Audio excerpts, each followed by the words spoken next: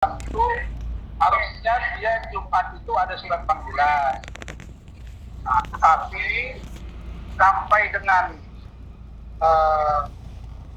kemarin sore Sabtu, karena hari kerja itu kan Jumat tuh kan, Jumat terus aku kontak Pak Umar, bapaknya Fadel, terus ibunya Bu Titit, terus Martin, Bintang, saya tracking. Mereka semua pada bilang belum terima surat panggilan. Jadi ini bukti kepada teman-teman media bahwa bagi saya sebagai ketua tim dari Fadel, panggilan itu tidak menakutkan, gitu loh, tidak menakutkan.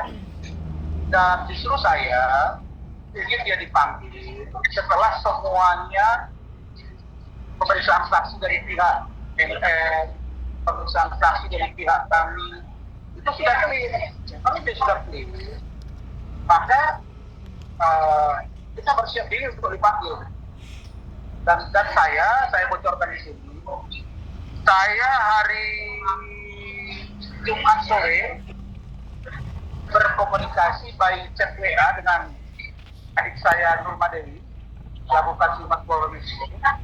Beliau mengatakan bahwa pemeriksaan terhadap 3 orang saksi dari Kementerian Pemberdayaan Perempuan Perlindungan dengan PP yang kami ajukan itu sudah diskedulkan. Dan saya sudah tanya apakah pihak Kementerian PPA sudah hadir. Ibu Kasimas mengatakan akan ditanya ke penyidik. Tapi sebagai orang yang mengajukan saksi, saya coba komunikasi ke pihak Kementerian PPA dan Pak Nahar selaku deputi dan Ibu Ice selaku Karo atau Kepala Biro Hukum.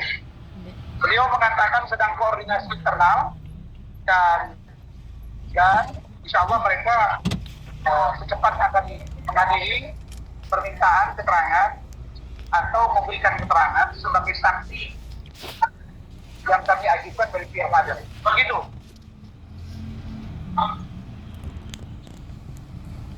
Tapi kalau emang ada pemanggilan, coba kalian amati statement dari NN. Di awal itu kan dia menggebu-gebu banget, seolah-olah Fadel ini 10 hari masuk penjara. Waktu dia umroh, udah lu tidur aja seminggu ya, nanti lu akan masuk lagi enak-enak tidur. Dan sekarang gue tanya, sudah 2,5 bulan tak bisa diapa-apain Fadel. Kenapa? Karena saya sebagai tim hukum sudah beritahu penyidik jangan sampai terburu-buru, penyidik jangan sampai melakukan proses pemeriksaan dengan melewati tahapan yang seharusnya tahapan itu dilakukan, jangan dilewati. Termasuk satu, pemeriksaan saksi yang meringankan, kemudian dokter yang melakukan USG, kemudian Mama E alias JF dari UK Inggris, kemudian dari Martin, Pak Umar dan lain-lain. Kalau ini sudah komplit, monggo kita lakukan gelar perkara. Saya hanya katakan bahwa saat ini kelihatannya NM mulai melunak tuh. Saya lihat kemarin tuh wawancara kalian, saya lihat itu ada Arif, nanya ya. Saya udah kenalin tuh suara kalian, ada Arif, ada Ojal, Abdijal, ada Adri, saya dengar itu. Saya nanya, ketika dia kemarin di acara John LBS, kalau saya nggak salah teman saya, yang lagi Pak Toro. Dia bilang, ya makin minggu depan, ya dia terkesan mengulur-ulur. Nah, sekarang kok lu bilang kita ulur-ulur, gak ada yang diulur.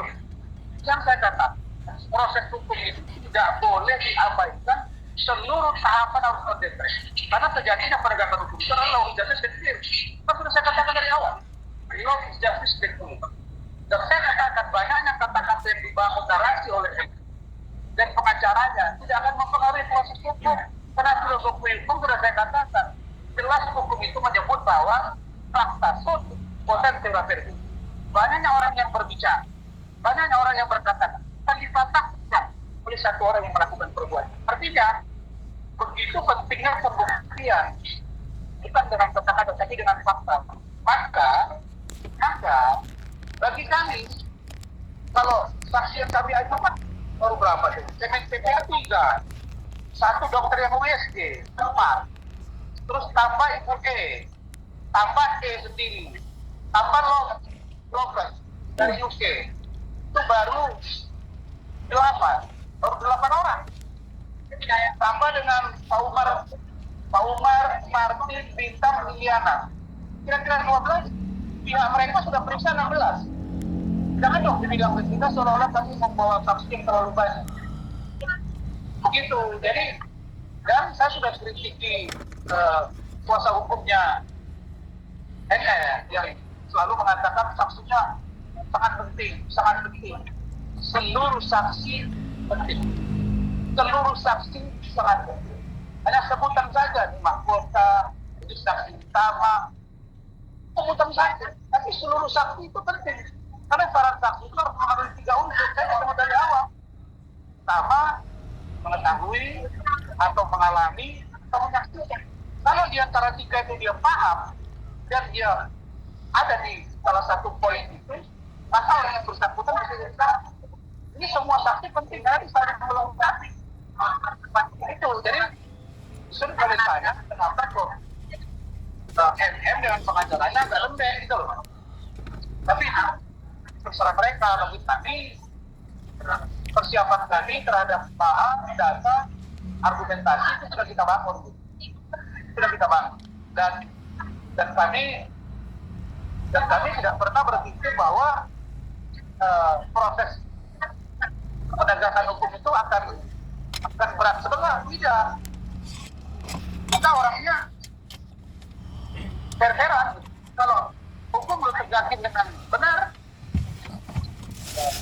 apa semua dipahami, ya kita nggak